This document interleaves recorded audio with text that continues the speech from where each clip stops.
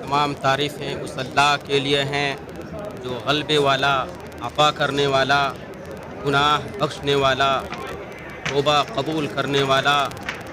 اور سخت عذاب دینے والا ہے۔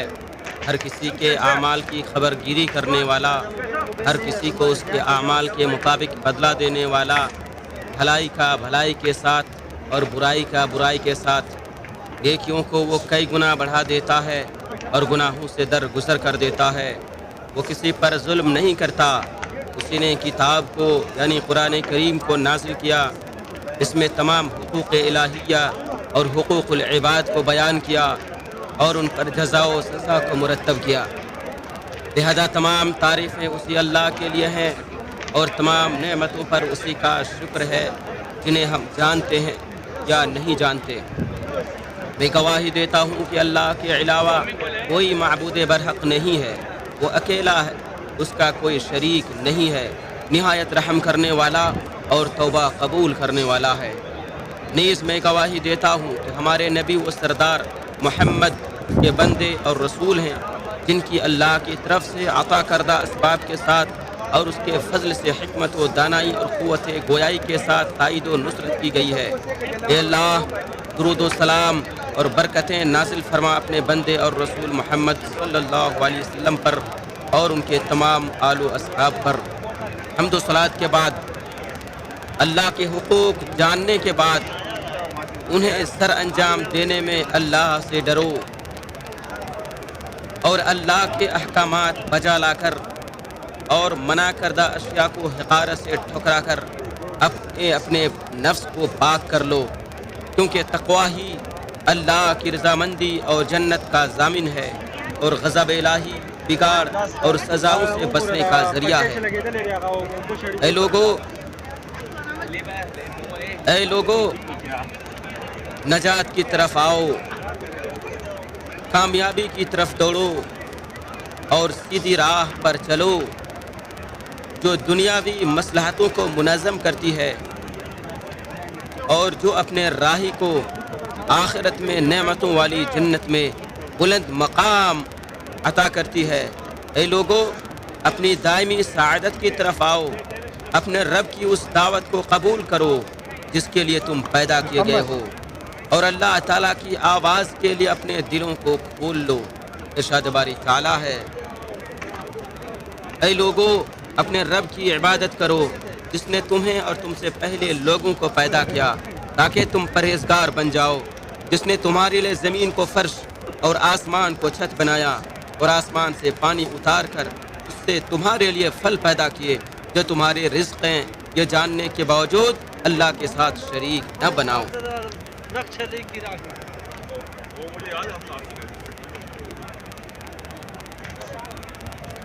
سورہ فاتحہ کے بعد قرآن کریم کی سب سے پہلی سورت کی اس عظیم آیت میں اللہ تعالیٰ اپنی عبادت کا حکم دے رہا ہے، اور یہ ہمارے رب کی طرف سے احسان اور رحمت ہے، اور یہ انسان کے لیے بہت بڑا تعاون اور مدد ہے تاکہ وہ دنیا میں انسانی کمال تک پہنچ جائے، اور اللہ تعالیٰ نے اپنی جن پسندیدہ سنتوں کی جانب اپنے نیک بندوں کی رہنمائی کی ہے، ان کے ذریعے انسان اپنی اصلاح کر لے اور انسان بندگی کے مراتب میں اس مقام تک پہنچ جائے جو اس کے لیے مقدر ہے، اور انسان اپنے رب کی عبادت کر کے اپنے نفس کی اصلاح کر لے۔ اور عبادت تمام نیک اعمال پر مشتمل ہے، انسان کو ناپاک چیزوں، برائیوں اور ہلاکتوں سے بچاتی ہے، اور یہ آخرت میں جنت کی نعمتوں کی ضامن بھی ہے۔ غرض ہے کہ اللہ تعالیٰ نے اپنی عبادت کرنے والوں کے لیے آخرت میں دردناک عذاب اور ہلاکت سے نجات کی ذمہ داری لے رکھی ہے۔ اللہ تعالیٰ کی عبادت ہی انسانی تخلیق کا مقصد اور غرض و غایت ہے۔ ارشاد باری تعالیٰ ہے، اور ہم نے آسمانوں اور زمین کو اور جو کچھ ان کے درمیان ہے کھیل کے طور پر نہیں بنایا ہے، بلکہ انہیں حقیقی مصلحت سے پیدا کیا ہے، لیکن اکثر لوگ یہ بات نہیں جانتے۔ دوسری جگہ فرمایا، میں نے جنات اور انسانوں کو محض اس لیے پیدا کیا ہے کہ وہ صرف میری عبادت کریں، نہ میں ان سے کوئی رزق چاہتا ہوں اور نہ یہ چاہتا ہوں کہ وہ مجھ کو کھلائیں۔ بے شک اللہ ہی بے حد رزق دینے والا، طاقت والا اور نہایت مضبوط ہے۔ اور ایک جگہ فرمایا، اے اولاد آدم، کیا میں نے تم سے قول قرار نہیں لیا تھا کہ تم شیطان کی عبادت نہ کرنا، وہ تمہارا کھلا دشمن ہے، اور میری عبادت کرنا سیدھی راہ یہی ہے۔ اور ایک جگہ فرمایا، مجھے تو یہی حکم دیا گیا ہے کہ میں اللہ کی عبادت کروں اور اس کے ساتھ کسی کو شریک نہ بناؤں، میں اسی کی طرف دعوت دیتا ہوں اور اسی کی طرف میرا لوٹنا ہے۔ تمام انبیاء کرام کی سب سے پہلی دعوت ہی صرف ایک اللہ کی عبادت اور شرک سے دوری تھی۔ ارشاد باری تعالیٰ ہے، یقیناً ہم نے نوح کو اس کی قوم کی طرف رسول بنا کر بھیجا، انہوں نے کہا، اے میری قوم کے لوگوں، اللہ کی عبادت کرو، اس کے سوا تمہارا کوئی معبود نہیں۔ اور ہود علیہ السلام کے بارے میں ارشاد ہوا، اور عاد کی طرف ان کے بھائی ہود کو بھیجا، اس نے کہا، اے میری قوم، اللہ کی عبادت کرو، اس کے سوا تمہارا کوئی معبود نہیں۔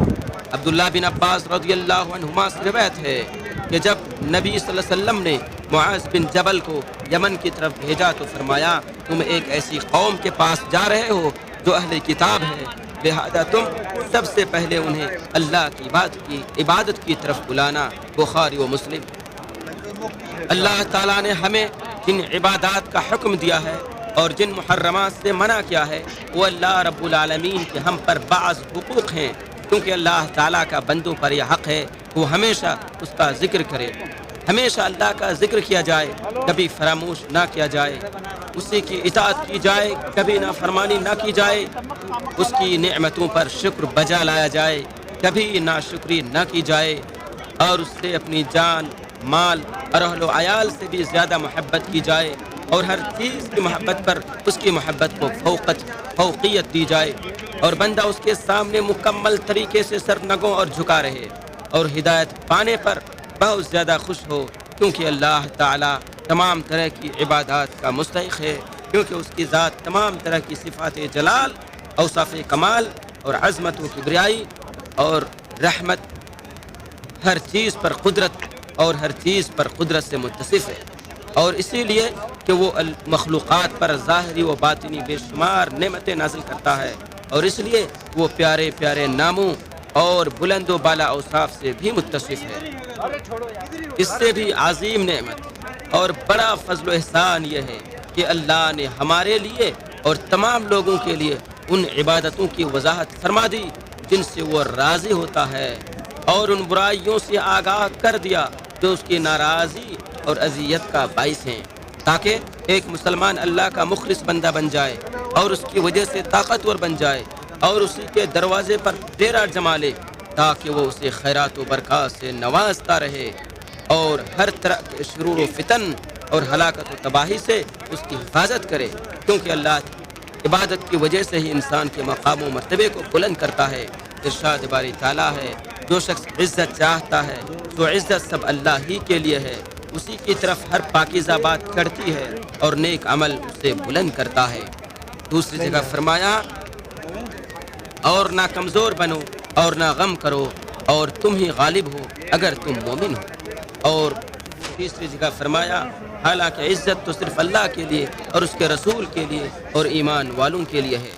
حضرت عمر رضی اللہ تعالیٰ عنہ نے فرمایا، اللہ تعالیٰ نے اسلام کی وجہ سے ہمیں غلبہ عطا کیا ہے، بس اگر ہم اسلام کو چھوڑ کر کسی اور راستے سے غلبہ ڈھونڈیں گے تو اللہ ہمیں ذلیل و رسوا کرے گا۔ اس لیے اس کائنات میں سب سے طاقتور انسان وہ ہوتا ہے جو موحد ہوتا ہے، جو اللہ کو ایک مانتا ہے، اور سب سے کمزور انسان اللہ کی ذات میں کسی کو شریک کرنے والا ہوتا ہے۔ ارشاد باری تعالیٰ ہے، ان لوگوں کی مثال جنہوں نے اللہ کے سوا اور مددگار بنا رکھے ہیں، مکڑی کی مثال جیسی ہے جس نے ایک گھر بنایا، حالانکہ بے شک سب گھروں سے کمزور تو مکڑی کا گھر ہے، اگر وہ جانتے ہوتے۔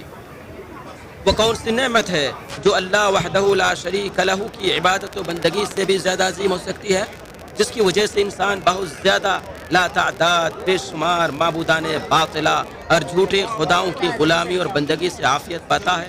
بتوں اور مورتیوں کی عبادت اور ضلالت و گمراہی اور ہوا پرستی سے نجات پاتا ہے۔ ارشاد باری تعالیٰ ہے، کیا تم نے اس آدمی کو دیکھا جس نے اپنی خواہش کو اپنا معبود بنا لیا ہے؟ تو کیا تم اس پر نگہبان ہو؟ انسان کو کفر کے دائرے میں لے جانے والے شبہات جیسے امور انسان کو شرک میں ڈال دیتے ہیں۔ عبادات کی کئی قسمیں ہیں، جیسے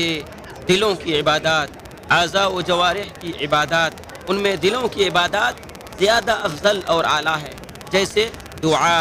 اخلاص، ایمان، یقین، ڈر و خوف، احسان، بھروسہ، رجوع الی اللہ، محبت، رغبت، ڈر و خوف، امید، اللہ کے لیے کسی سے محبت کرنا یا بغض رکھنا، پرہیزگاری و ورع۔ اس کے علاوہ دلوں کے بہت سارے اعمال ہیں۔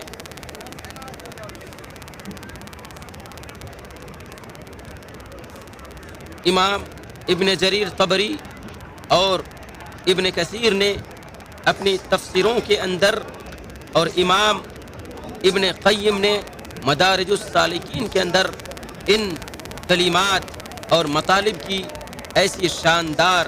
اور دل نشیں تشریح کی ہے کہ اس سے مزید کی گنجائش نہیں ہے، گویا وہ خالص شہد ہو۔ صحابہ کرام کی جماعت دلوں کے اعمال کے اہتمام اور ان کے مراتب کی تکمیل کی وجہ سے امت کے دیگر لوگوں پر فوقیت لے گئے،